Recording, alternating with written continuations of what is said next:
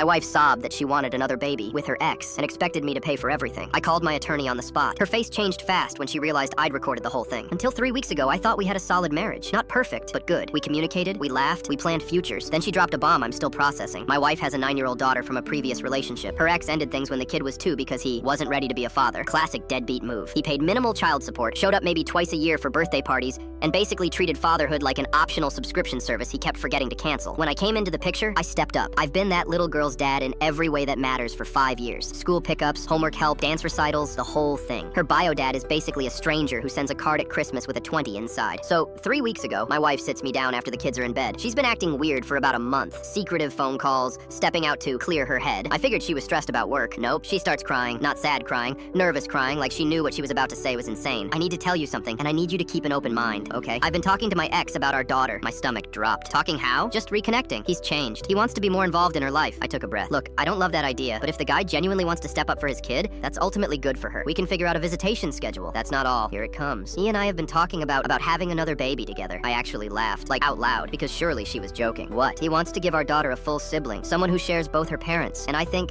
I want that too. I stared at her. The crying intensified. It wouldn't be cheating. You'd know about it. And well, he doesn't make much money, so you'd just help financially, like you do now. The baby would live here. You'd be like an uncle figure to my wife's baby with another man. You're making it sound weird. It is weird. It's the definition of weird. Lots of families have unconventional structures these days. Here's what saved my life. About 2 months ago, I started using a voice memo app on my phone whenever we had serious conversations. Not because I suspected anything, just because I have terrible memory and wanted to remember important things we discussed. Doctor recommendations, financial decisions, that kind of stuff. That app was running. I don't understand why you're being so selfish about this, she said. I've given you 6 years. I gave you a son. The least you can do is support my decision. Your decision? Not our decision. Yours. Some things aren't up for discussion. This is what I need. I stood up. I need to make a phone call. To who? I pulled out my phone and dialed my attorney. Yeah, I have an attorney. We used him for our wills and some property stuff. Hey, it's me. Sorry to call so late. I need a referral for a divorce attorney. Tonight, if possible. My wife's face went white. What are you doing? I held up a finger. 1 second. My attorney gave me a name, said he'd text the number. I thanked him and hung up. You're overreacting, she said. I haven't even done anything yet.